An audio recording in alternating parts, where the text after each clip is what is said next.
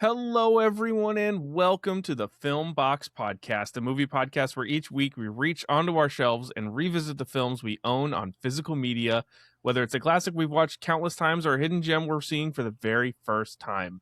From VHS and DVD to Blu-ray and 4K, we're taking a look back at films throughout history, good or bad. I'm your host, Aaryn Souza, and I'm joined today by my good friends and co-hosts, Connor Jameson and Jasmine Chapatwala. How are you guys doing? Doing well. Fantastic. How are you?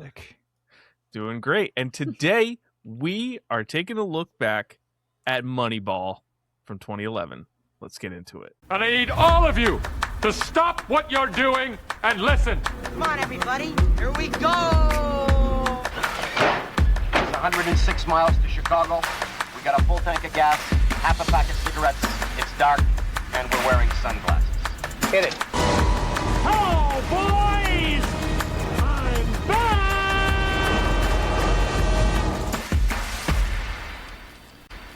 All right. It is time to talk about Moneyball. And if you were listening to last week, you might have been curious, why in medieval May are we talking about a baseball movie? Well, Connor, it was your birthday on, Friday, was it? Mm-hmm.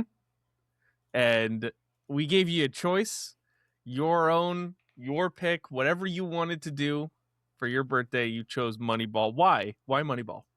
So this is a movie that is very near and dear to my heart.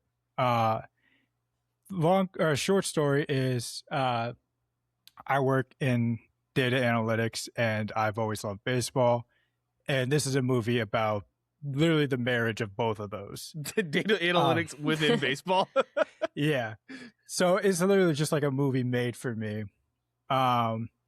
Which is kind of how I found the movie, is just, I always knew like I wasn't going to play for long, but like I always knew that I wanted to, still find a way to enjoy baseball deeper than just watching it. And then I saw this movie, I was like, holy shit, like this is just combining everything I like. And it just always it just struck a chord with me. So it's a comfort movie. I can totally agree with that. I love baseball. I've come to love baseball even more in the past few years. So a movie like this is always fun. But Jasmine, you're not a sports fan. I am not. Despite the fact that I'm wearing a Mariners baseball jersey right now, clearly not mine. I'm not a sports fan, and this was a rewatch for me. I had a very different opinion of the movie previously. I'll put it like that. Okay, and I'm sure we'll kind of dive into definitely. that as we go along here. But before we kind of dive into what we've been watching lately, I did want to ask, this is a type of movie that we haven't really delved into too much, the sports movie. What kind of sport is the best sport for a movie? Well, depends, because like this is a sports movie where the focus isn't on the field. Mm-hmm. I think if you're looking for on the field stuff, I feel like baseball has a really high hit rate. What other baseball movie? I mean, you got Field of Dreams, League of Their Own. League of Their Own is The Natural. phenomenal. The Natural. Bull Durham is really good. Bull Durham, yeah. Wow, yeah, you know what? You might be right. Because I was thinking like basketball movies are pretty solid. I like Coach Carter. Yeah. Mm-hmm. We don't have many, but tennis, because Challengers and tennis. it was Match Point.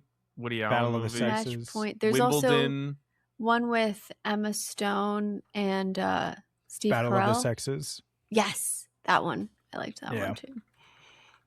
There are some pretty decent tennis movies. King Richard, famously. Mm-hmm. Will Smith winning Best Actor after slapping Chris Rock. Could have killed him.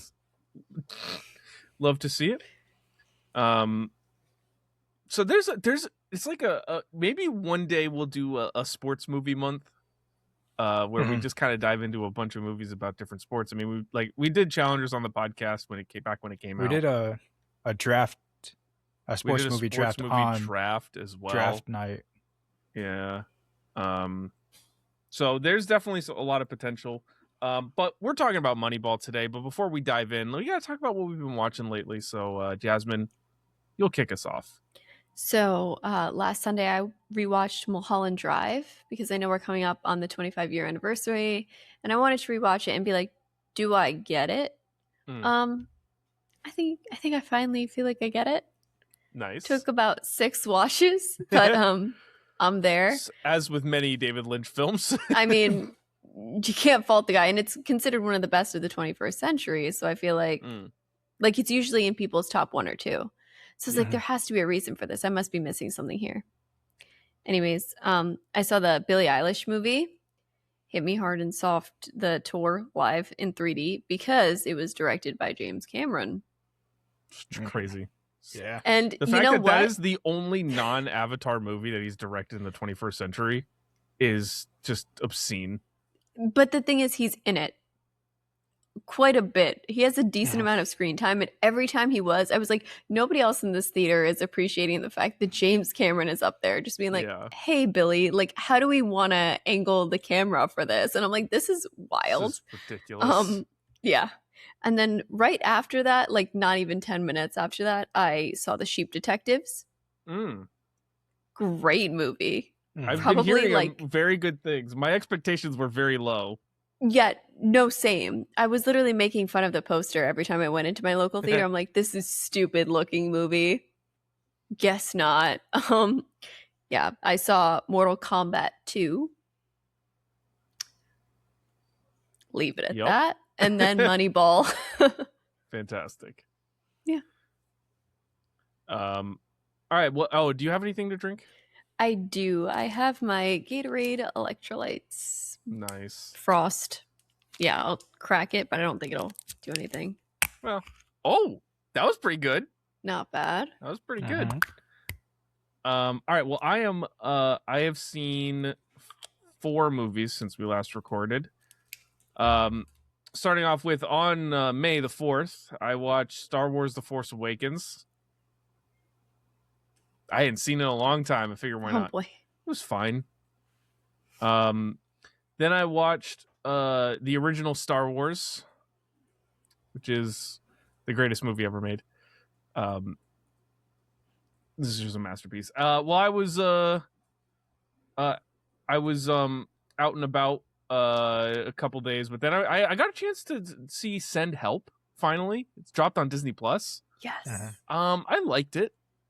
Rachel McAdams and Dylan O'Brien were fantastic in it. It felt like a fun return to form for Sam Raimi, but I also felt like some of it looked very digital at times and very like CG heavy, and I wasn't too impressed with the digital effects.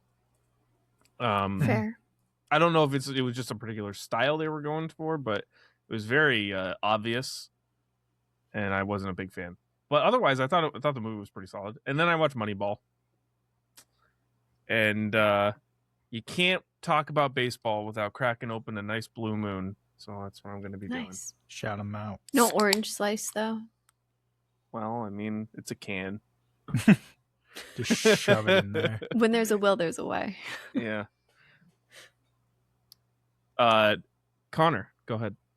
So right after we finished our last episode, I watched The Untouchables with Kevin Costner and De Niro, and that is just awesome. Do you have the 4K of that? I do, yes. Yeah. The only thing that bugs me about the 4K, I'm going to tilt my camera. It's not even worth it. It's the only DVD case that is like not the same as the others. Yeah, it's the 4K for. I also have the 4K for Untouchables right back here. Yeah, it's in a standard DVD size case versus like a 4K. that. Yeah. So it's just like it just sits so awkward in my shelf. I don't know why they released it like that. I mean, yeah, when I first saw it, I was like, that's not the 4K, is it? Because that's just it looks like the library copy, but yeah. Apparently it is. But it's awesome. Then I watched The Bay, a pretty cool like mockumentary horror from Barry Levinson. Very cool. Then on this is year 2 of doing this, but me and Aaryn, for my birthday, we get dinner, then go see a movie. This year it was Deep Water, the shark plane crash movie. Had to go see a shark movie, of course. They knew. They knew it was my birthday this year. There's been like 5 shark movies in the last There's 6 months. so many shark movies. I know. And I'm hoping that someone's going to drop some more. This one, listen, is it stupid? Of course. Were there some cool kills in it? Of course. Yeah. And that's what matters. Is it yes. Aaron Eckhart's in that one, right? Yes. Crazy. He plays like the captain. Ben Kingsley too. Wild. Yes.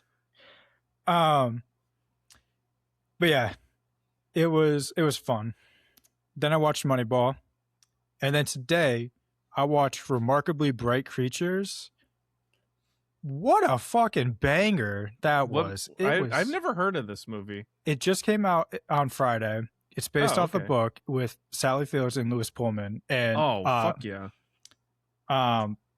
Albert Molina plays the octopus. It is really good. It's so emotional, but very like heartwarming too. Definitely recommend it. Made me tear up a bit at the end. But I also just love Sally Field. And Louis Pullman, so that I was always gonna like it. But that was it. So, And what do you have to drink? Thank you. I have a Coke Zero Cherry Float. Nice.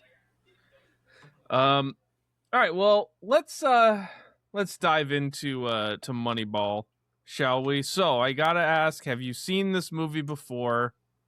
I think that's a resounding yes on all fronts. Mm-hmm. Do any of you own this movie? Yes. nice. Yeah, same. Except I have the slipcase with it. Cool. Oh wow. This is the 3-disc combo pack, Blu-ray and DVD, plus a bonus DVD. I don't know why. I don't know. I don't know what the significance of the bonus is, but it's okay. So yes, we do own this movie. But if you're not like us and you don't have it, you can still watch it. It is on streaming, available on YouTube TV, or the amazing streaming service BYU TV.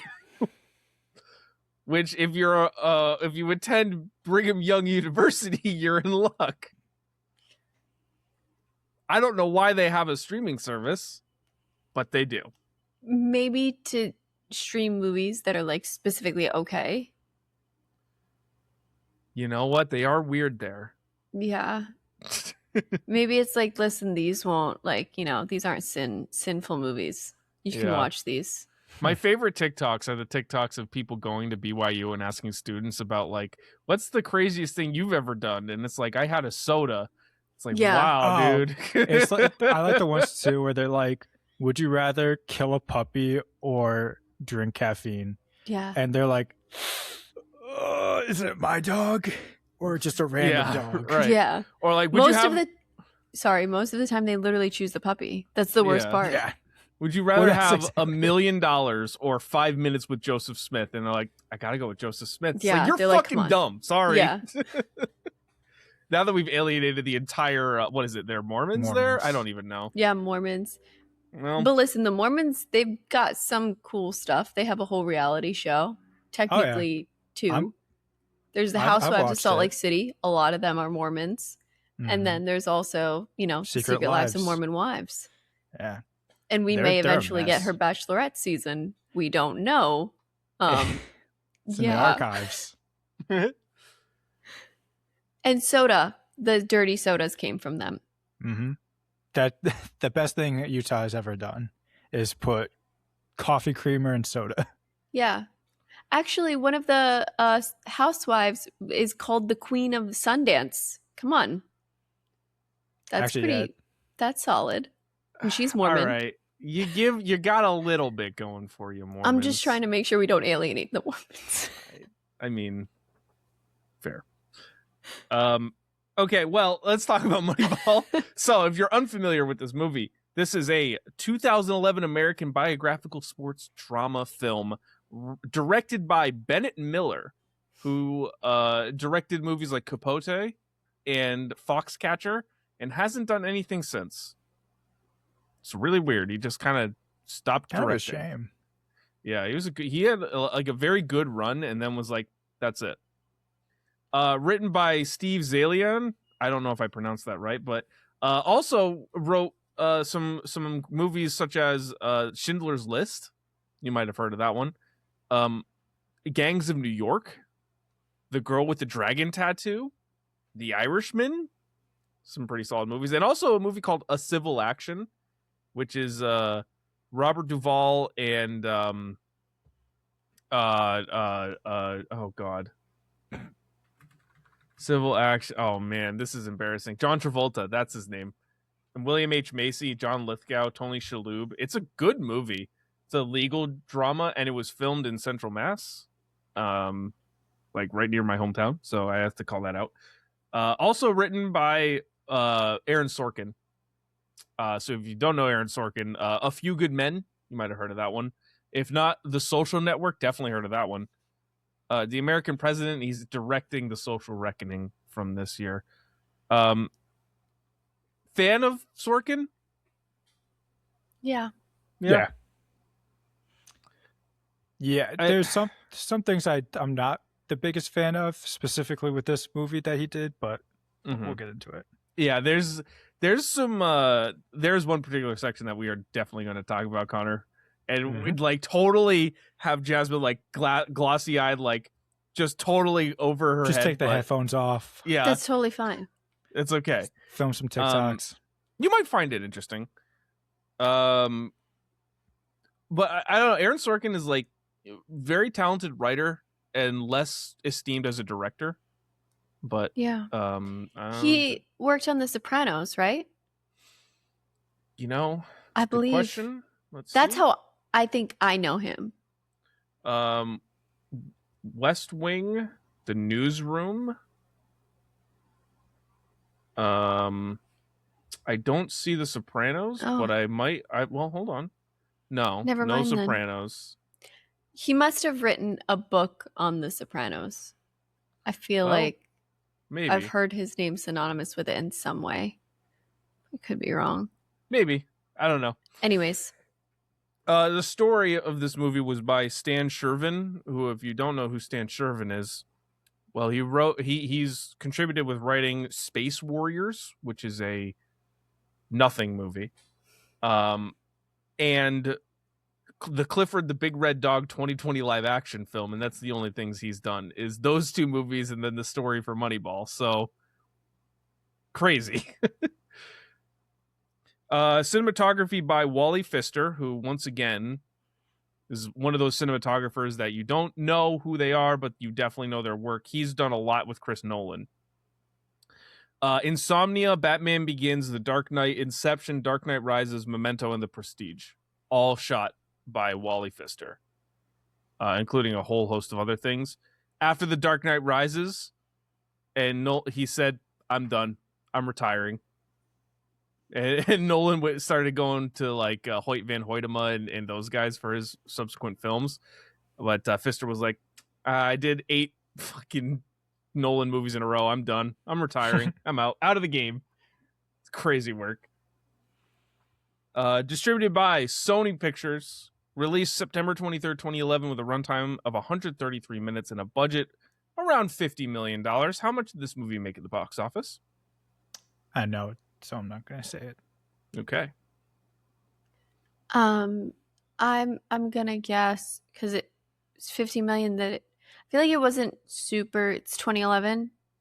Mm-hmm. I'm gonna go like 80 million. Okay. It was 110 million. Oh, that's good. Yeah. So it was a profit maker. It made money. So at the box office, where did that rank? $110 million. You want to give us a hint of what else came out that year? I can go through the top 10. It's not Yeah. in the top 10. I'll give you that. Figured. I was going to say, if you're... That's I'll like- just say 50. Okay. Yeah, it's still like Harry Potter times, right? Yeah. So Oh yeah, 60 then. yeah, I'll go 50. Okay. So I'll run you down the top 10 from that year, and then we'll talk about where Moneyball landed. So at number 10, Cars 2, $559 million. Okay, so Oh, this is an incredibly bleak top 10. This is boy. tough. Number 9, The Smurfs, $563 million. Number 8, The Hangover Part 2, $586. Number 7, Fast 5, $626 million. Kung Fu Panda 2 at number 6 at $665 million. Mission Impossible Ghost Protocol broke into the top 5 at $694 million. Twilight Saga Breaking Dawn Part 1, $712 million. Pirates of the Caribbean On Stranger Tides, $1.04 billion. Transformers Dark of the Moon, $1.12 billion. And at number 1, Harry Potter Deathly Hallows Part 2, $1.3 billion at the box office. Moneyball and its meager $110 million was 68th at the box office. Okay. So you were basically right on the money there, Connor. Yeah, it was close. It was close enough. It was close. But that's the background of this movie. Connor, you got to take us through what the people thought about Moneyball. Yeah.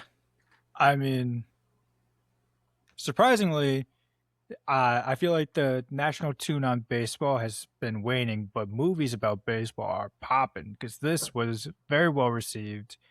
94% with the critics, 86% with the audiences, sitting at a nice 7.6 on IMDb. Big Raj gave it a 4 out of 4. Hell yeah, Raj. Big he Raj. knows what's up.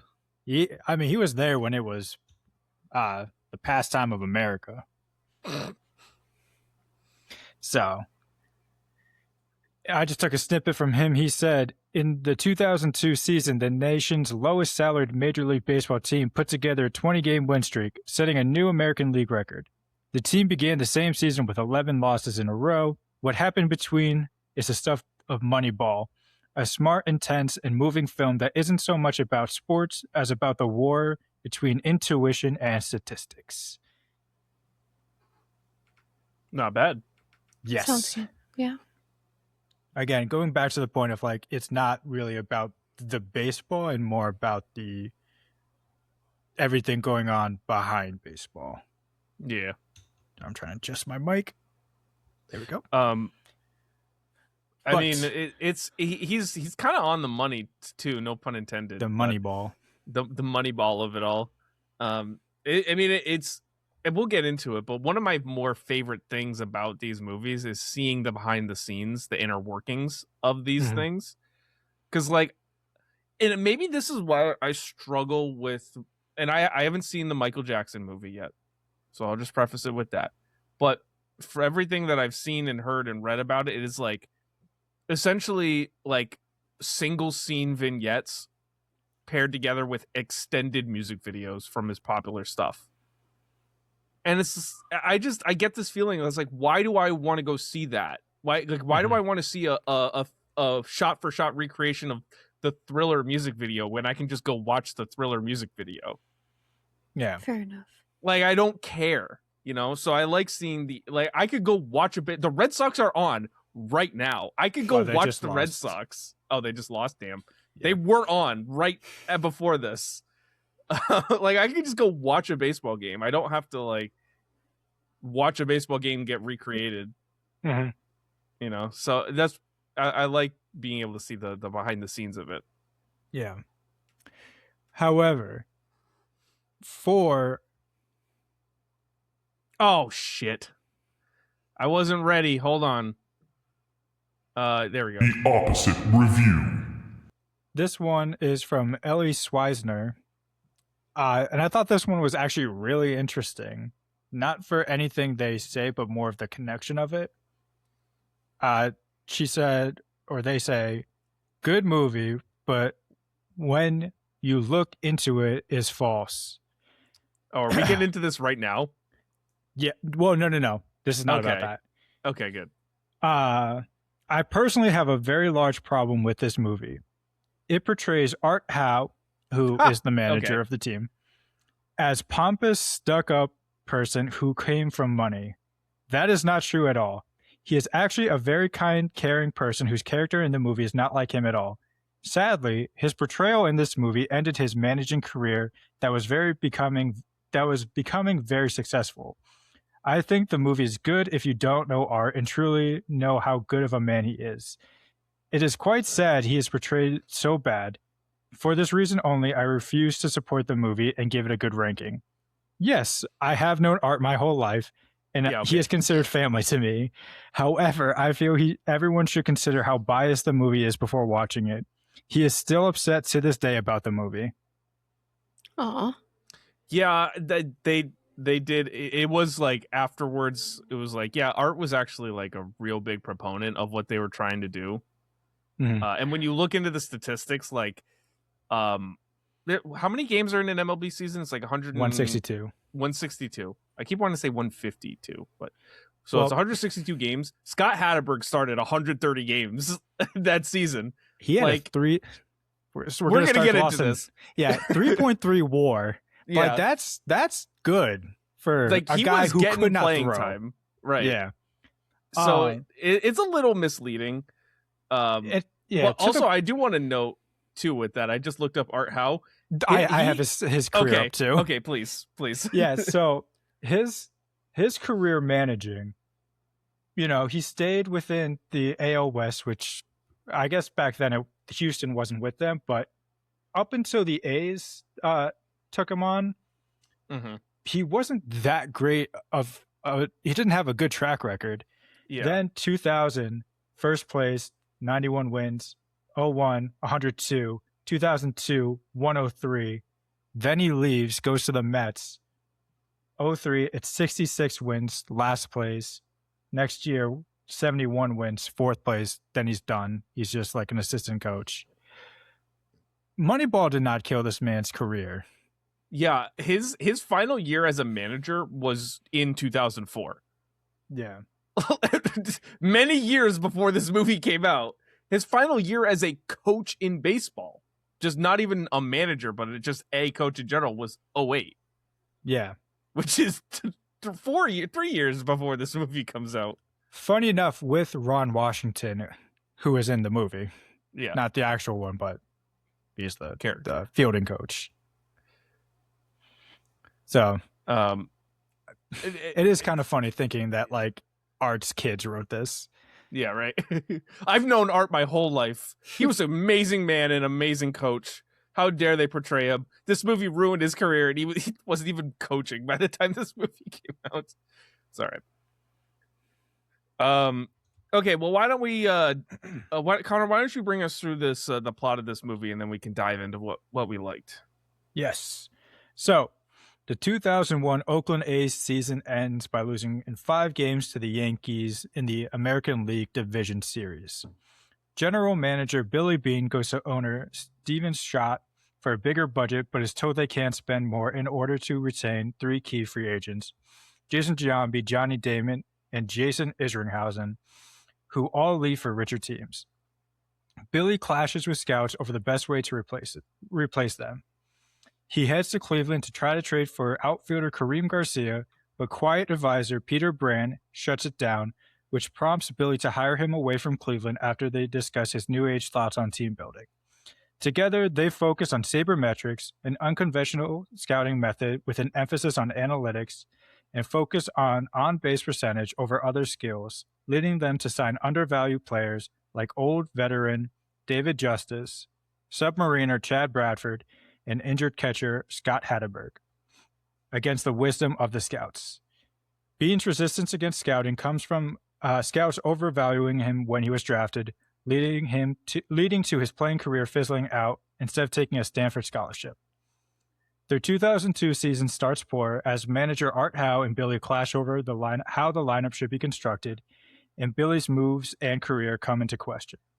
It comes to a head when Beane trades away rookie Carlos Pena and Jeremy Giambi to force Howe into playing the lineup his way. The season then turns around and the A's rip off an AL American League record 20-game win streak, cemented by Scott Hatteberg hitting a walk-off home run. The A's end the season as the AL West leader, but lose in the first round again, this time to the Twins. Billy laments to Peter that their strategy didn't work, and what was it all for in the end? Billy is then recruited by the Boston Red Sox owner John Henry to be the GM for the Sox for the highest contract ever, but declines after talking to Peter again. The movie ends with text showing that he turned down $12.5 million, and the Sox turned around and used sabermetrics to win a World Series in 2004, while the A's and Bean are yet to win the final game. And that's Moneyball. Okay, Connor, since this was your pick, I'll start with you. What did you like about Moneyball? Man. I mean, we already touched on it. I think it's just so fascinating just to look behind the curtains of team building. Mm-hmm. You know, I mean, there's some nitpicks with like the way they go about it, but like hearing the discussions about you have these 3 franchise icons that you have to replace. Do you go internal? You obviously are handcuffed by being the poorest team in the league, so you can't spend. So you have to get creative. And then you have the whole new wave of how they approach team building and how they have to get creative. It's just so cool to see how it works from that end when like we as fans kind of just guess. We have see to what's just on the assume. field, and that's Exactly. about it. And that I mean, in 2002, I was 3. So like these players weren't much more to me than just like, you know, baseball cards, but it was cool hearing like, you know, Dave Dombrowski's name. You know, Kareem Garcia was a player who was pretty good at the time. And then obviously Carlos Pena had a very long career. So it's cool seeing kind of like that aspect. Ron too. Washington being in the movie, he's still a coach to this day. Yeah. You know? And making it Luis Arias one of the best fielding second baseman in the league after he was awful. Yeah. Anyways, I mean, one of the things that I really appreciate about this movie is it makes the analytics revolution and just baseball management in general very easy to understand for a general audience. Like, you can go into this really not knowing much about baseball, and then you kind of understand, like, okay, these 3 guys are really good. They're gone. They don't have the money to replace them by just signing another big player, so they have to do something creative to try and be good again. It's a feat to the writing. Again, Aaron Sorkin and Steve Zylian. I don't know if I'm pronouncing that right, but they really put together a really solid script in making this movie very digestible. Jasmine, what about you? What did you like? So I have a few things. I actually, upon rewatch, I do like this movie. Okay. I had very, very negative response to it when I was shown it a long time ago, but why? I do. Okay. Okay. Here we go. Straight up, I never watched sports, never had sports on my TV growing up, nothing. I had no connection to sports whatsoever. And it's sports and math. I am an English. If it's math or English, I'm English. I'm bad at terrible at math. Don't like it. Sports and math, I was already like, this is not the movie for me. But upon rewatch, there's so many things I like about it. Specifically, Brad Pitt, just a lot of his choices, and also just a lot of like the fun he has in the movie whenever he's throwing furniture around. It got me every time. It was so funny. Constantly eating. His attitude too, it was very hard for me to like picture anyone else in this role, because when he's like, yeah, adapt or die, I'm like, this is great. He's awesome. He is like enthralling to watch in this film. So that I thought made it worth it for me. There's a few other like really cool like camera things they do, like after they the winning streak and they have the oneer through the locker room. I loved that. I thought that was really like, there's not that this movie doesn't call for it, but you almost don't expect like creative filmmaking in a movie like this. And so that was like a happy surprise. And I have more, but I don't want to like list it. No, that's okay. Yeah. I'll go with something else I like too is that they intercut this movie with actual footage from the Yes. athletic season, which I think is Yes. really smart because like I'll touch on it a little bit. There is one particular section at the end of the movie where they're like recreating the final game of the win streak, and it's not good. It really it's bad. So Well, like choosing to put actual footage in, great choice, guys. Really I think- smart. Like to the point about like good sports movies, I think what makes them kind of suffer is it's really hard to be good at just any sport. Like when you watch like a basketball movie and you can tell when someone does not play basketball, Yeah. or like you can tell when someone has never thrown a baseball or football before. It's hard. So it's like, Yeah. I appreciate them trying, but you could tell like the way that they shot like oh my god, Chris Pratt, the way they cut him like his swing, Mhm. I was like, there's probably like that was man probably can't the swing a baseball ugliest bat. swing. Yeah, that was probably the ugliest swing that he took. Which credit to the guy they got to play Chad Bradford, Mhm. because that delivery on that pitch nailed it. Absolutely Oh, nailed yeah. it on his pitching style. But that guy Yeah. was also a former minor league baseball player turned actor. Yeah, I'm kind of surprised they didn't do that more, especially for like. Mhm. But I guess you have to simulate the exact Yeah. scenario, so you have to play at like half speed, basically. Yeah. Jonah Hill's really good in this movie. He is. I Yeah. wish he did more dramatic work. Like I was looking through his filmography, and it's a lot of comedies leading up to Moneyball, and then he kind of does like he does like War Dogs, he does this movie, he does Wolf of Wall Street. It's kind of a bit more like, I mean, Wolf of Wall Street is drama comedy, but it's but then he kind of devolves back into comedies again. I wish he did more straight dramatic work because he's really good. Oh, He's got a yeah. lot of talent. And fun fact, so he plays Peter Brand, but Mm-hmm. that character is supposed to be Paul DePodesta, Yeah. who's I believe currently working with the Colorado Rockies now. He is the cousin of my 12th grade business teacher. So Pretty sick. when I brought up like during an icebreaker that this was my favorite movie, she was like, "That was my cousin." Like, who is Jonah Hill in that? And I was Soft like, flex. "Oh, That's sick. it's like no shit." And while we're talking about actors too, we got to talk about Philip Seymour Hoffman, who's Yeah. again electric in this movie. This is very soon before he passes away. But I mean, he's so good in this movie as Art Howe, just kind of like the frustrated manager, the I'm going to do things my way kind of guy, the like serious tone that he brings. He basically gets to play the antagonist in a movie that really doesn't have an antagonist.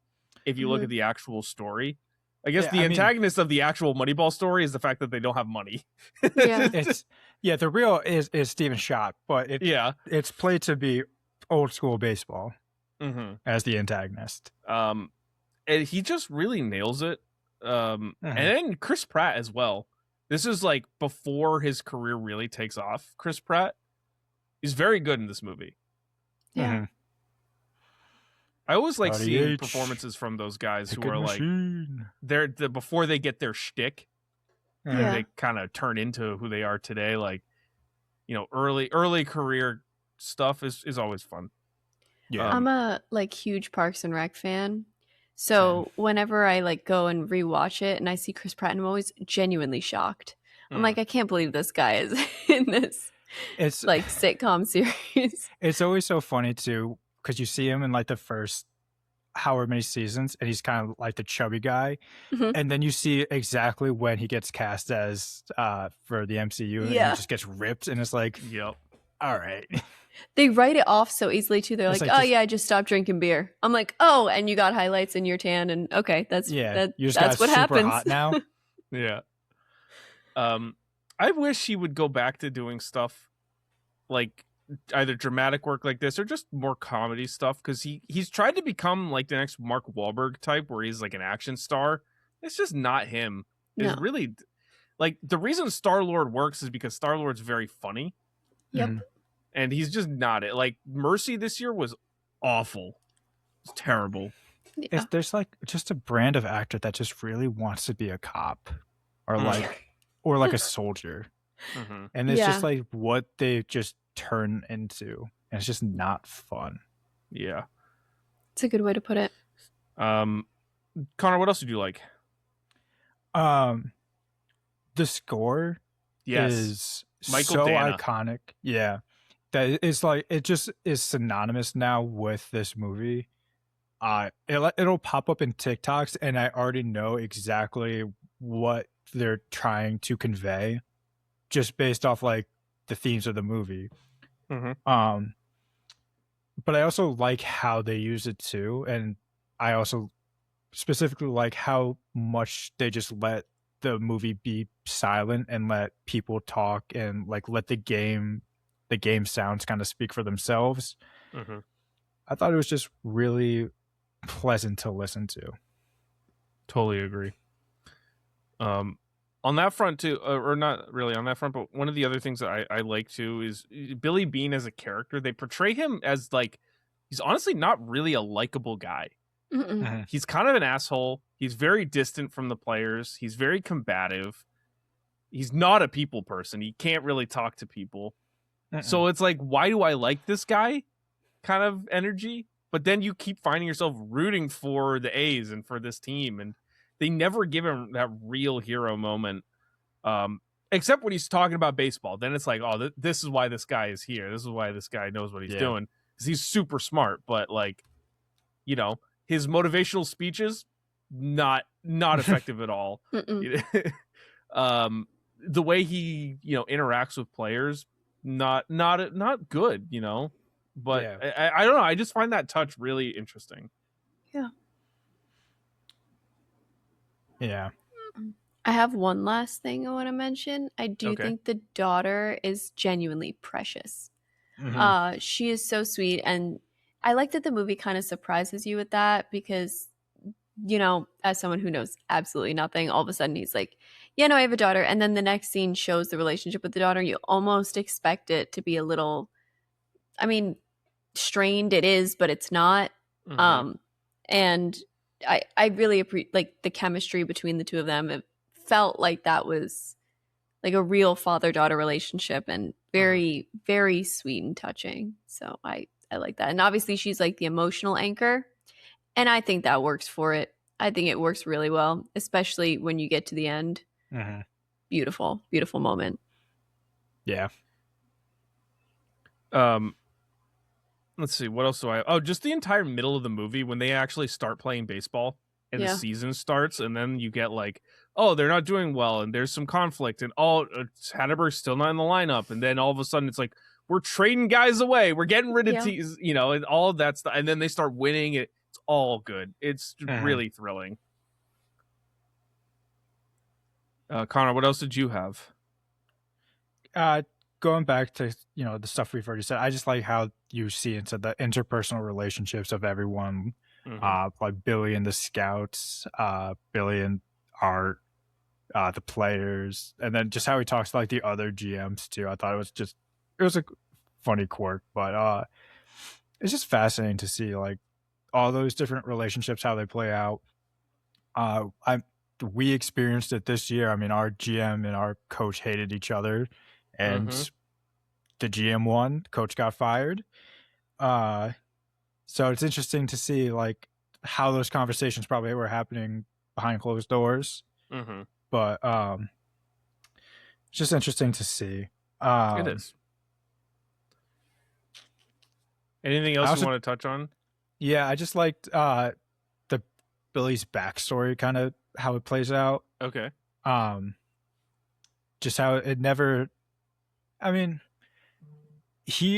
I would say like the reason they don't end up winning is because he doesn't take the advice of the scouts in tandem with the sabermetrics. But I do like that his reluctance to listen to scouting comes from a place that is personal, and the movie does flesh it out pretty well. Mm-hmm. That's pretty much it.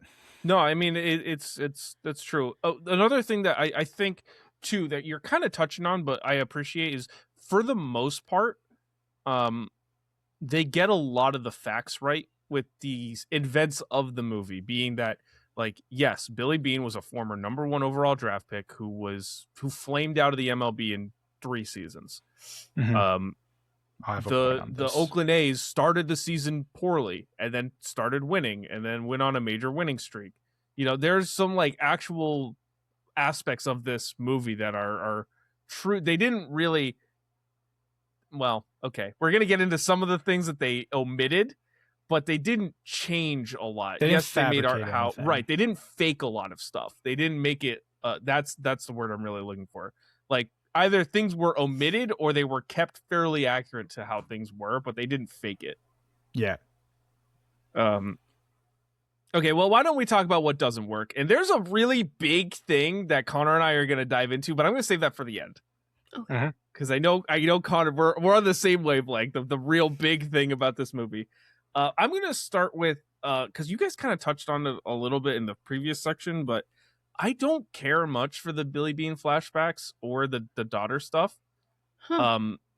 I think it's good in a vacuum, but I prefer the stuff about baseball. I don't need all of the flashbacks or the interpersonal relationships. I'd rather just see 20 more minutes of, being a GM on a baseball team personally. That's fair. That's fair. Yeah. I mean, it's definitely made to like flesh out who Billy is. Yeah. I can see why voice they crack. did it. Yeah.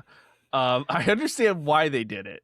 And I can see how it would appeal to people. It just wasn't for me. Well, you also have to remember it's a movie, not a documentary. So Right. like they have to like add some moments of drama to it as well. Yeah.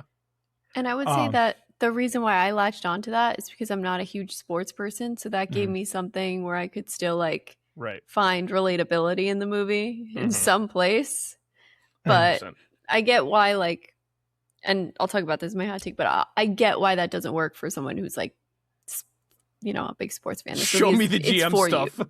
Yeah. Give me more player meetings, please. Yeah. Yeah.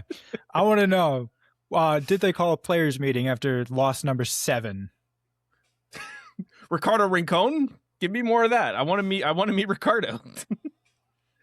Another thing that didn't really work for me. This is real. I mean, maybe this is in a Connor's nitpicks type section. I got plenty of those. The guy they got to play Kevin Youkilis for the short scene of the Kevin Youkilis stuff does not bat like Kevin Youkilis at all. It is. They're like, oh, his defect is he's got a weird batting stance. The one that waddles they like a show in the movie is nowhere close to the actual Youkilis batting stance, which is way weirder. They just, I don't know why they just couldn't use actual footage of Youkilis batting. Mhm. I already said too, I didn't like the recreation of the final game. I just thought it looked kind of tacky.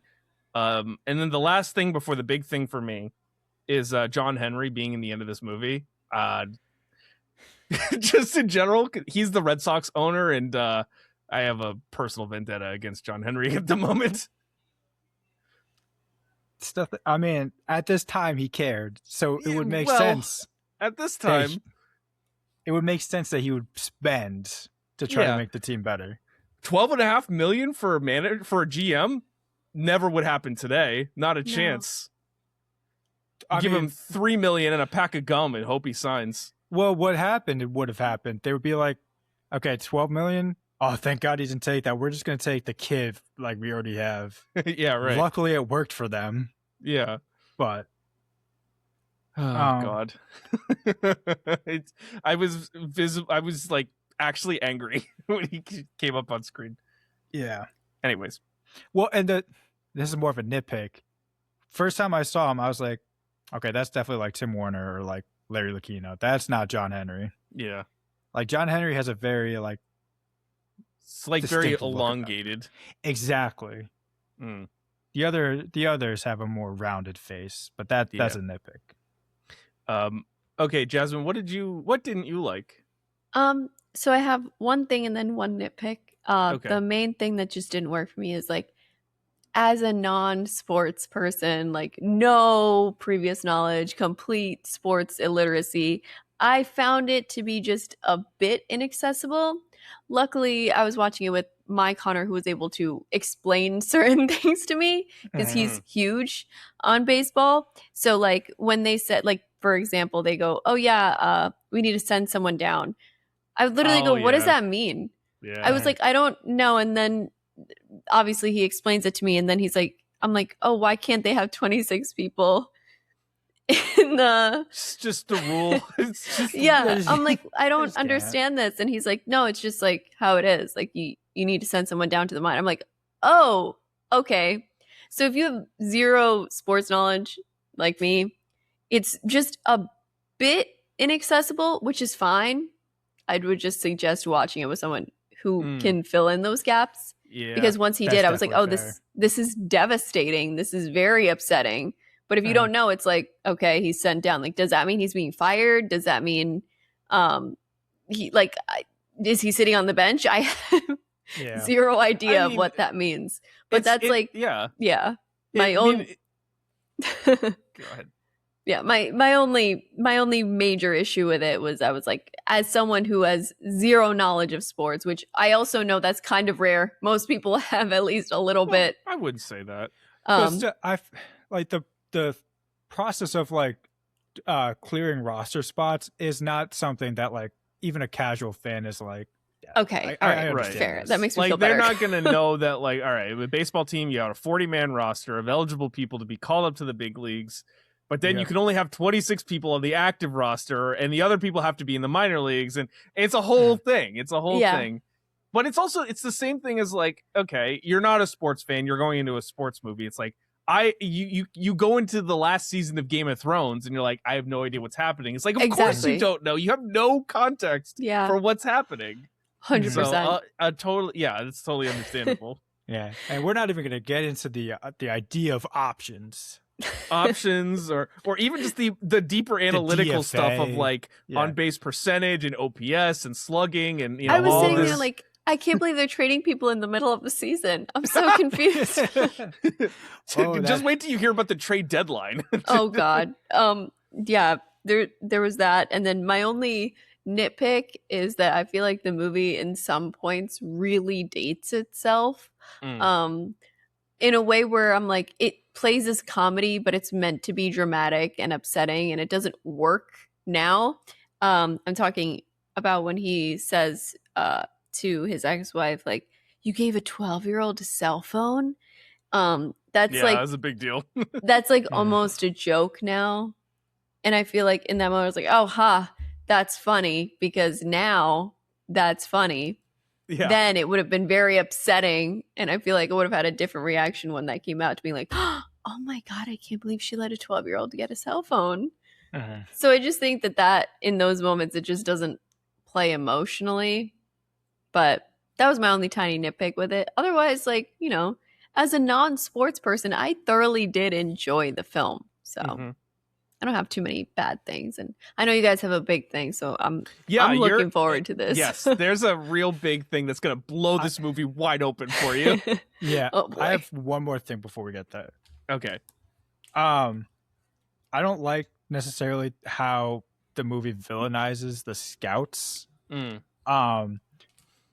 Because I do feel like that's kind of part of the reason they don't end up winning is just you got to have a blend, and you go all in on one direction, abandon the other. No shit, it doesn't work.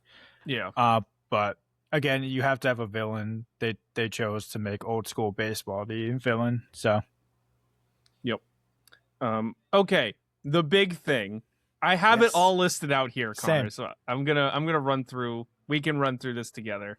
So the entire premise of this movie is completely false, completely wrong. So the 2002 Oakland Athletics were not good because they relied on plucky guys that no one else cared about. This team had an MVP winner, one of the best players in the league, in Miguel Tejada, who won the American League MVP. So there's in baseball, in MLB, there's two leagues. There's the American League and the National League. And each league gets like their set of awards at the end of a season. The MVP is reserved for the best player in that league. Mm-hmm. So Miguel Tejada, who's not mentioned in this movie except for like a throwaway line, was the American League MVP. He was the best player in the league that season. They also had a Gold Glover, that's an award for the best fielder at their position, and Silver Slugger, who's the best hitter at their position, in a guy named Eric Chavez. Again, throwaway line. Again, he's in the movie in like a couple scenes where he's like, Chavi, that guy was one of the best players in the league. An all-star pitcher in Tim Hudson. The reliever of the year, that was an award they gave out for the best relief pitcher. So the pitcher who doesn't start in a game, they're relievers if they come into the game. Billy Koch was his name. It was his only good season he ever had in his career. And the Cy Young winner, which is an award for the best pitcher in the game that season, in Barry Zito. They had all of those guys on their roster. So that's the reason they were actually good. Not because they had Scott Hatteberg and Chad Bradford and David Justice going out there and plucking away runs. They were good because they had legitimately good players on their team. Yeah, to add to that, there's this stat called WAR that's just wins above replacement. Like, how much better are you than the average player? Yes. And how many wins do you contribute more than like a normal player would? Yeah. So Barry Zito that year, 7 wins better than the average player. Yeah. Tim Hudson, about 7 wins better than the average player. Yeah. Miguel Tejada, about 6 wins. And then Chavi was, 4 wins, which on the scale, they kind of like break it up. 7 wins is like bordering on like all-star MVP. Which you had like an all-time great season. Yeah. So, yeah, again, the movie doesn't fabricate, but it does omit the true reasons why. Yeah, that's and then, crazy. They also had Mark Mulder, who was like one of the best number 3s at the time. Yeah. So they had the reason that the Athletics were good despite losing all of those players is because they had a whole host of excellent players that were just coming to form during this time as well. Wow. Which when you look back and watch the movie, it's like, okay, you plucky Scott Hatteberg, he's got to play first base. But in reality, they were legit. And Carlos Pena, too, that year, they traded away Carlos Pena. He ended up being a much, much better player than Scott Hatteberg was in his career. I'm sure. I mean, that year was Hattie, but... Yeah, that year it was Scott Hatteberg, which, to be fair, Scott Hatteberg had an excellent season that year. He was a really, really strong player for them, but like it wasn't because of Jeremy Giambi. David Justice was actually one of their worst hitters in terms of OPS, which is a whole thing. You don't have to worry about OPS.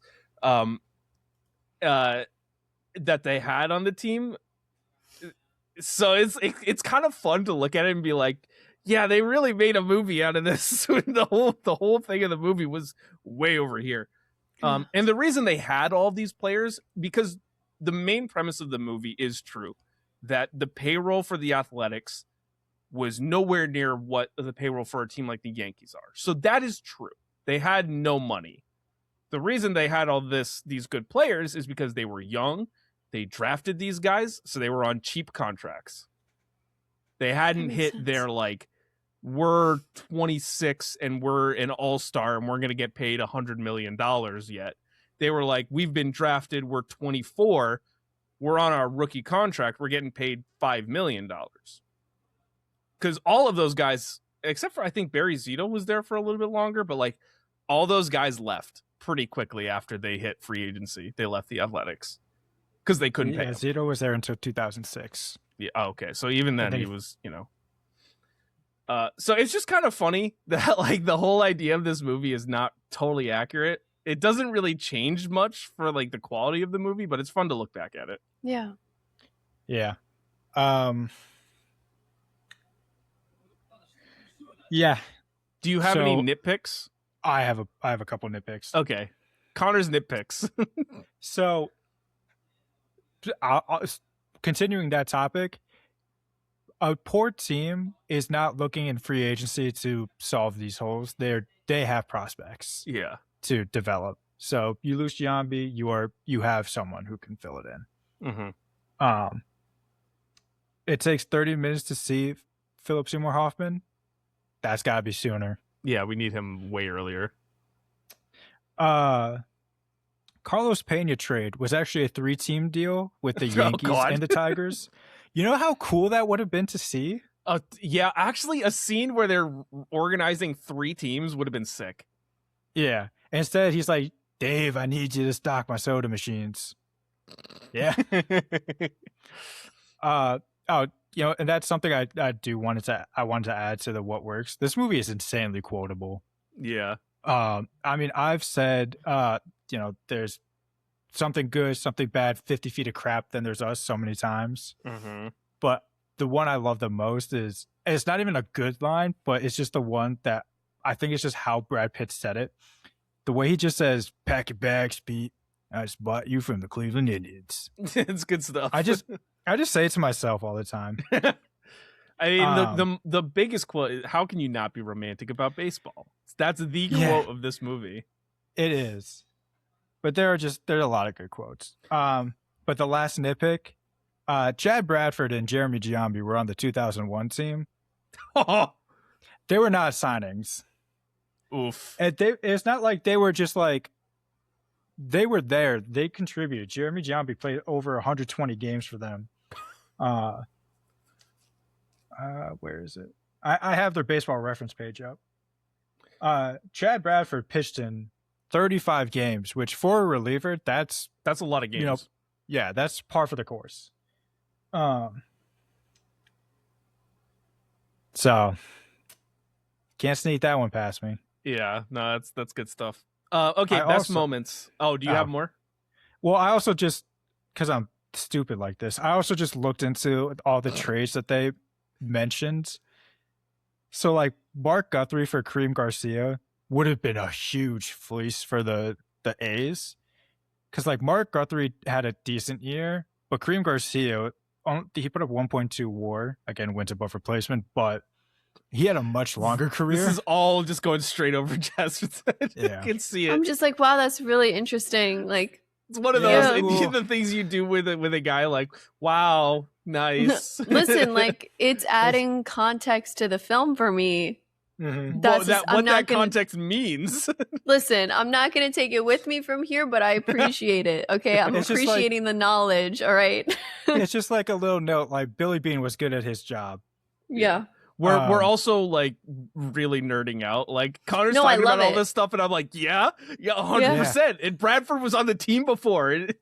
Yeah, I mean, like the Giambi for John Mabry trade, that was kind of just a wash. They both played like one more year, and not even for the other team. But then like Carlos Pena, for all they got was a reliever named Ted Lilly. Terrible trade. That's a bad trade. Carlos Pena ended up paying like 14 years in the league and was a multi-time All-Star. Yeah. He would have been it would have been better if they kept him, honestly, than trading him and playing Scott Hatteberg. Yeah. That's it. We can go on. Yeah. I just where's the quote about Chad Bradford? Because that's become a meme too. I don't know if you've seen it on TikTok. It's like, Billy, this is Chad Bradford. Chad Bradford. His only defect is he throws weird. Oh, here it is. It's Billy, this is Chad Bradford. He's a relief pitcher. He's one of the most undervalued players in baseball. His defect is that he throws funny. Nobody in the big leagues cares about him because he looks funny. This guy could be not just the best pitcher in our bullpen, but one of the most effective relief pitchers in all of baseball. It's like, that is a meme now. On TikTok, it's a meme sound. Okay, best moments. Here we go. I've got both of the scouting meetings. And he's like, "Guys, you're just talking." It's a great moment. I love that one. Going through all the player evaluations, which is again, Billy, this is Chad Bradford. It's just fun. Mm-hmm. Opening day. The whole of opening day is really cool. The trade for getting Rincon in the trade and doing the deals on the phone was awesome. And then the walk-off homer was good stuff. That's what I got. Any other moments? I really like when they fire Giambi and that whole scene when they're in the, like, I don't know, like what you would call that room, but it's with Philip Seymour Hoffman. The coach's office. They're all sitting there talking, and he's like, "Yeah, you're not gonna play Giambi because you have to play Hattie. You can't play him. We already traded him." And then, or not Giambi, he trades someone else. Pena. And then he has Giambi come in, fires him in front of him. Like, it's just like the craziest, just like pissing contest between all of them. And I love it. One of the things that I like too, there's a professionalism that's showed in that scene where, like, there's obvious butting heads between Art Howe and Billy Beane, but when they bring in Giambi to tell him he's been traded, and you can see, like, Giambi looks to Art Howe to be like, "You gonna say anything?" And Art Howe's just like, he gives him nothing. That's the ultimate level of professionalism, because you don't do that as a coach. Yeah. You don't be like, "I don't like what's happening with this." You don't show that, like, that conflict to the players. It's just, this is what it is. And I don't know. That's just a really interesting note that I always pick up on, is like, there is complete, like, when push comes to shove, we may not agree, but we have to be on the same page. Yeah. I like that. And then when he pulls the U-turn. Yeah. That's a good one. Connor, what did you have? Pete getting recruited by Billy. It's like that. Hatteberg's getting signed. Yeah. Especially because we get more of Washington. Yeah, we'll talk about him. Yeah, we will. It's easy to learn first base. Tell him, Ron. It's incredibly difficult. Well, nothing worth learning is. Yeah, maybe I can get a fan to come do it. Good one. That's good stuff. Yeah, obviously the win streak in the montages. And then how can you not be romantic about baseball? That's pretty much it. But I think that the walk-off is the moment of the movie. Mm-hmm. Just the shot, particularly the shot, it's like the swing, the hit, and then Brad Pitt going, "Huh?" The and silence looking up. of it too. Yeah, that is just amazing. And then the score comes back in. Yeah. Okay. It's time, Connor. It's your choice category. Here we go. All right. Jasmine, I'm sorry. You guys got to lock in. I got sliding doors. Okay. I'm locked in. This is a baseball thing. Yep. So feel free to, like, go to the bathroom or whatever. Yeah. Yeah, here we go. Freshen up your drink. So, first one. So the Mets drafted Billy first overall. And in the same draft class, they draft Darryl Strawberry, who is a legend for the Mets. But they're both high schoolers when they draft them. Because in baseball, you can draft out of high school or out of college. So the Mets decide to send Darryl Strawberry to rookie ball, where, like, most high schoolers would go. They send Billy to A ball, which is where most college kids would go. He struggles immediately, and then they just start kind of promoting him up and up and up, and then his career just fizzles. And he can't latch on to any of the other teams. Meanwhile, Darryl Strawberry gets his time to develop, becomes an icon, and helps them win their World Series in '86. Meanwhile, Billy fizzles out. He bounces to the Twins and then to the A's, and then the A's in, like, spring training, they're going to send him down to minor leagues, and he tells them, "Don't do that. Just I'll be a scout instead." So the decision not to send Billy Beane to rookie ball like other high schoolers, like Darryl Strawberry, ruined his career to the point where he ends up being the GM for the Oakland A's. It's all leads to one another. I would go maybe a step further and say that, like, Billy Beane being sent to A ball instead of rookie ball means that we don't get sabermetrics in the same way that we do. Oh, we could get the whole map going. If they had sent him to A ball, I don't think the Red Sox win their World Series. Because they implement the strategies of sabermetrics, they hire Theo Epstein because he's young, upcoming, learning. This is part 2 of this. Okay. Sliding doors, because Billy's offered the job of the Red Sox GM.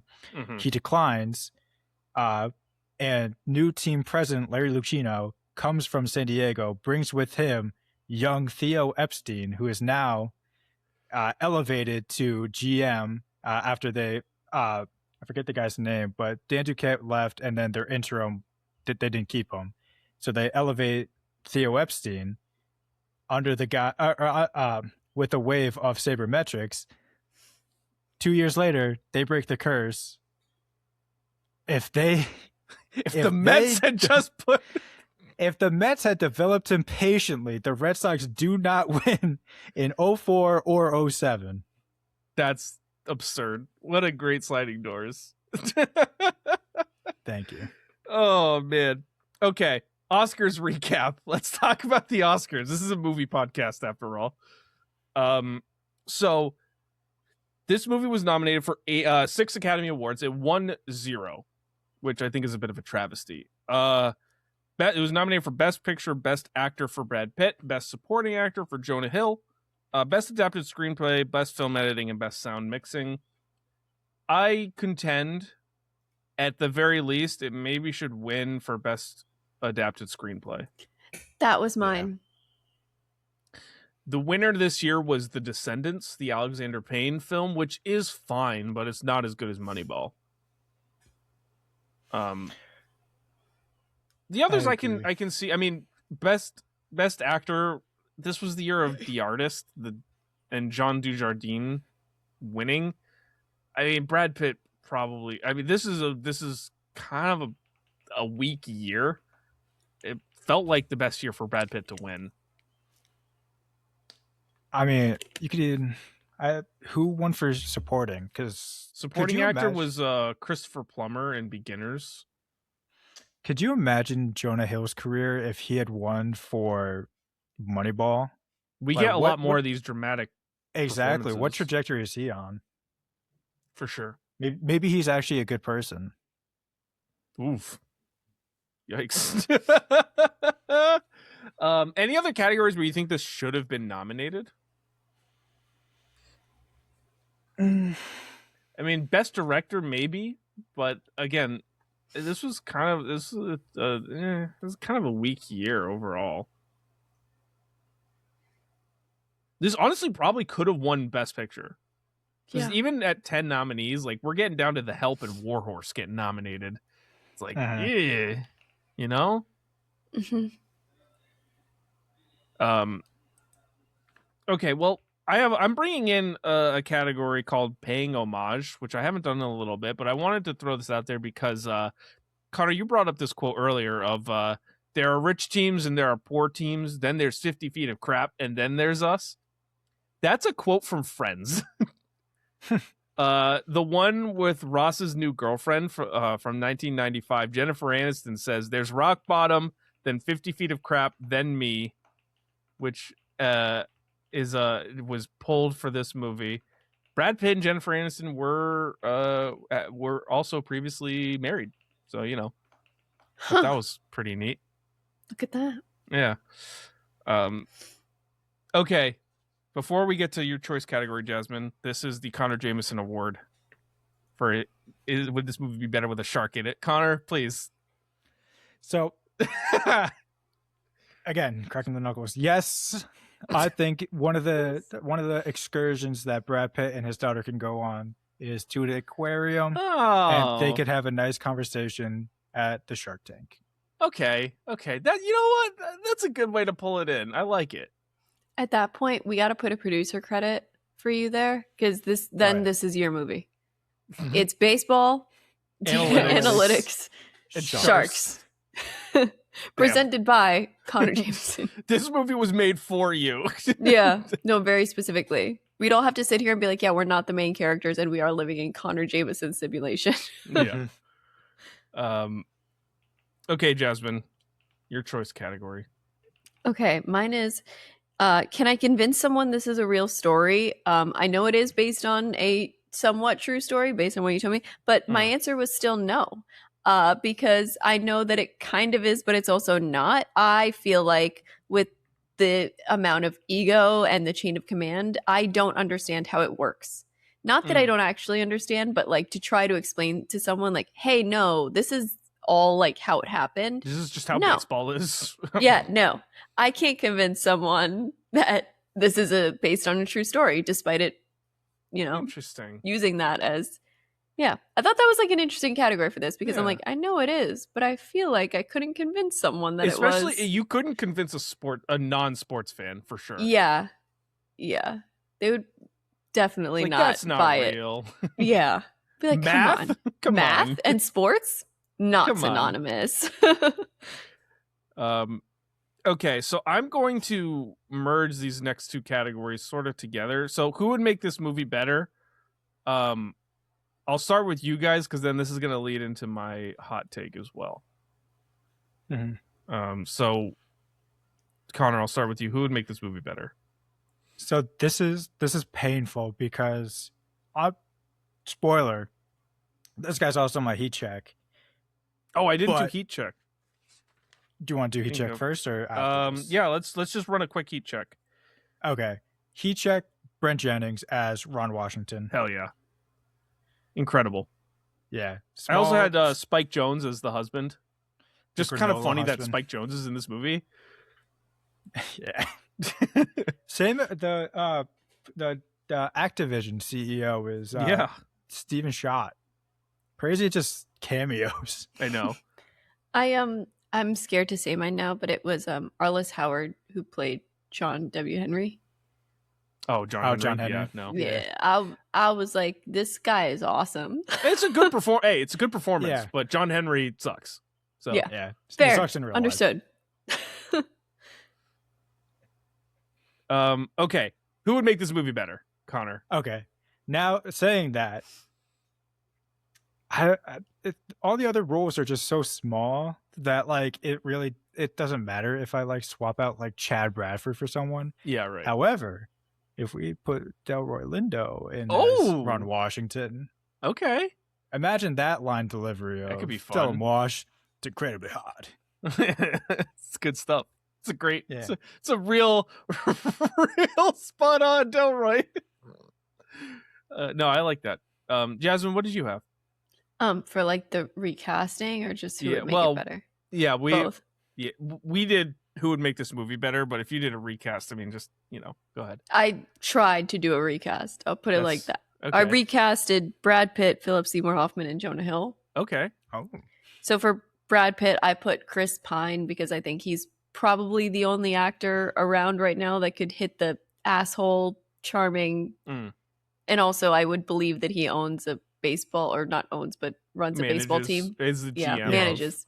also Yeah. nails the look too. Yeah, so solid. I put for Philip Seymour Hoffman, Jesse Plemons. I knew you were gonna get him in here somewhere. Yeah. Yeah, he's great. He's good. And Yeah. for that character, I feel like it just fits it. And then for Jonah Hill, Cooper Hoffman. Oh. Okay. I like You it. need someone young and someone who like you believe like would be able to do the analytics. Not that I'd want to recast literally any of them, but if I Mhm. were to, these are my second choices. Mm. Yeah. Okay. Who would make this movie better? This is gonna make people very angry. Oh no. Are you recasting Brad Pitt or Jonah Hill? I'm recasting Brad Pitt with Matt Damon. I thought about that. And this leads directly into my hot take, which is I'm kind of just lukewarm on Brad Pitt as an actor, just in general. Oh. He's a good actor, but I've never really truly been blown away by a performance of his. This is hot. This is really hot. That's spicy. This is very hot. But I think he's fine. More recent stuff have been a bit more like phoning it in Brad Pitt. But like I love like Matt Damon in this movie. I think is just better. I could put other people in his roles and be like, I like this a lot more. I don't know. I'm sorry. Just not a big Brad Pitt guy. I don't know. I don't think Matt Damon has to look, though. Matt Yeah. I Damon think looks he too does. Boston. Well, You need someone like California. All right, I'll give you that. Brad Pitt looks California, but this is also a guy who was, playing in New York. Doesn't necessarily need to be a California guy. Well, but that's where he grew up. Okay, fair. I don't know. I think Matt Damon would be better, and I'm lukewarm on Brad Pitt. Like, good, not my favorite. Doesn't really blow me away. I know that's hot, but it is my opinion. Okay, we'll just go to your guys' hot takes now too. Okay. Mine is my hot take is that this is genuinely an exhilarating sports movie for a sports fan. For a non-sports fan, it's a very dramatic math movie. Yeah. Fair. It's a good way With to put it. sports is like the, cherry on top, but as someone who not really into sports, I was like, "Whoa, there's a heck of a lot of math and analytics here."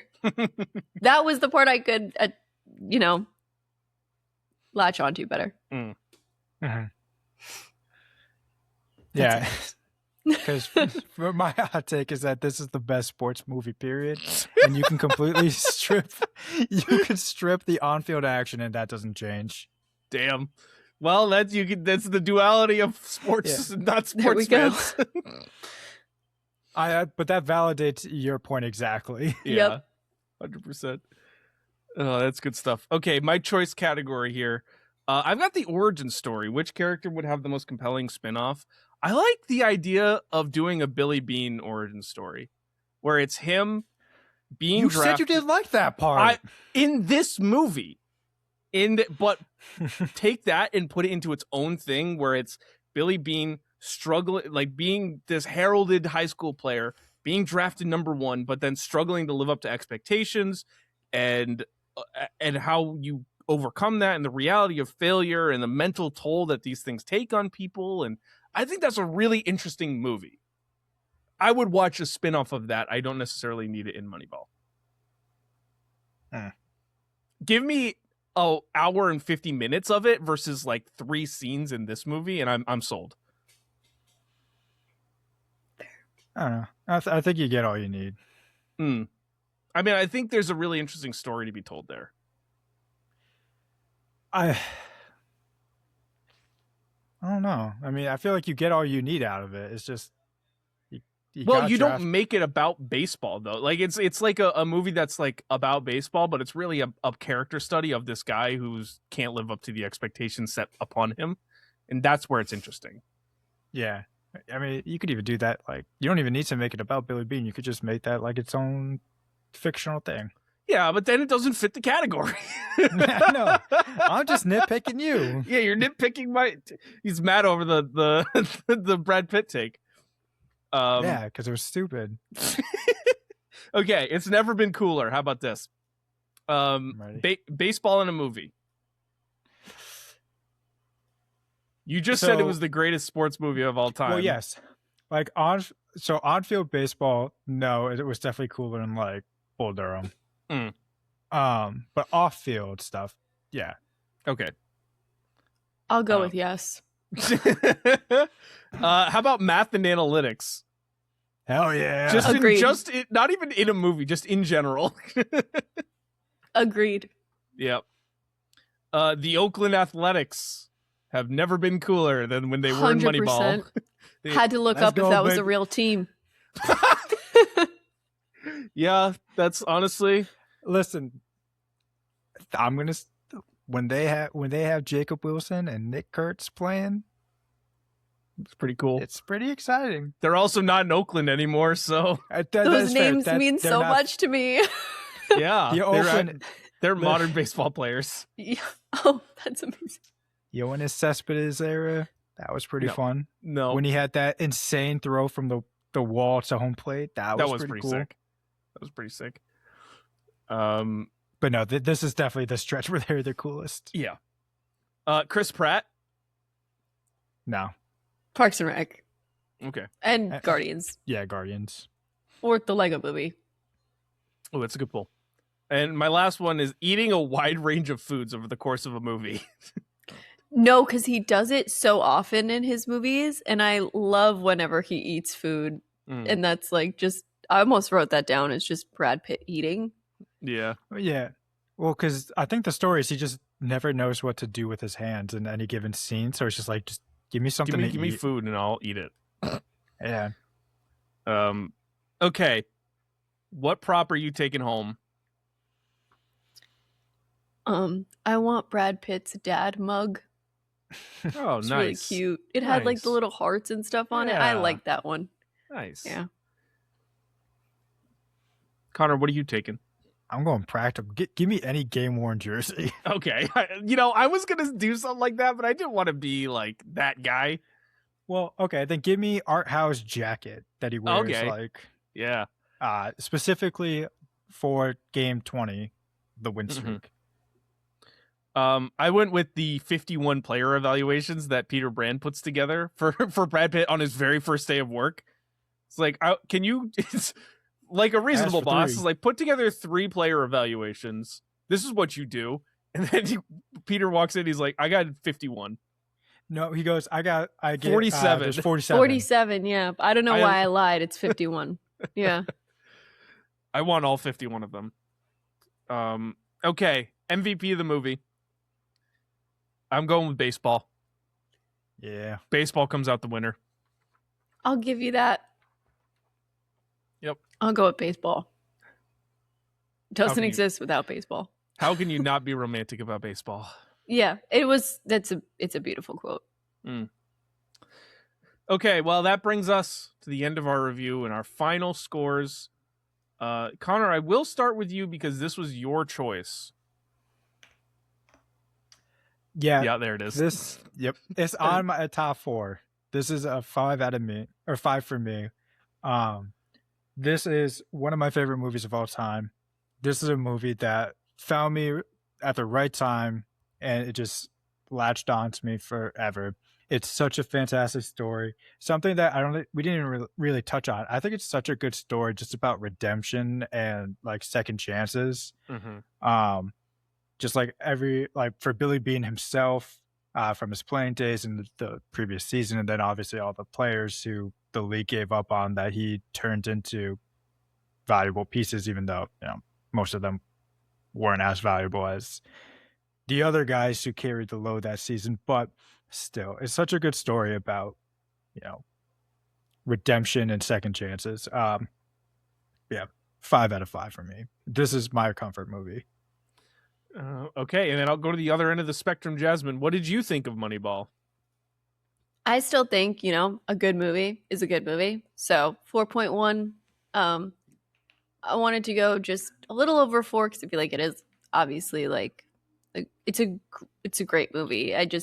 Because it was a little inaccessible to me. I was like, if I didn't have like my Connor sitting next to me, I would literally be like, so Google, what is going on? I don't understand. What does it mean to send down? Yeah. What would that mean? And why is it so upsetting? But yeah, that was the only real like whole issue I had is just the inaccessibility. But like I said, I think for any sports fan, I completely understand why it's in your top 4. Like, makes sense. Beautiful, like filmmaking in general, and I love the script. Yeah, I mean, I'm giving this, which might seem a little bit low, but I'm giving it a flat 4. This is a great movie to me. I really love this movie. I have some issues with it. It's hard to get over for me the total fallacy of the real reason that the A's were good this season. But like, it's a very good movie to watch. It's very much a feel good movie. It's it makes me happy, and it's really well made. There are some nitpicks here or there that we talked about, and some focus areas where I wish they had done more with the baseball stuff versus some of but that's again kind of my preference. I still think it's really good. It's the same thing with like movies like Bull Durham, where like Bull Durham is a very good movie. I wish they did more baseball in Bull Durham, and I don't care as much about like the personal storylines and in that movie either. I just prefer to watch the inner workings of a baseball team. Fair. That's just, it's the way it is for me. But still 4 is a very good score. That brings us to an average score of 4.37, which is 17th on our list, just above Zodiac from the other week, and just below Weapons. So that sits comfortably in the top 20. And Nice. that is going to do it for this episode of the Film Box Podcast. Next week, we are talking about, Jasmine, your choice, which is Yes. Monty Python and the Holy Grail, to continue Medieval May. So stay tuned for that. And if you like this episode, leave a rating, subscribe, follow us on your favorite podcast platform. You can go to our TikTok and our socials. You can also check out Jasmine on TikTok as well. And you can go to our Substack. Connor just put out a new review for Hokum, which you can only see on our Substack. So that's firstpicturehouse.com, and it'll take you right to it. Be sure to subscribe there. And you can follow us on Letterboxd too, and stay up to date on what we're watching, when we're watching. You don't have to wait for each episode to be in the loop. So you can definitely do that there. And that is going to do it for this episode of the Film Box Podcast. We'll see you next time. Peace.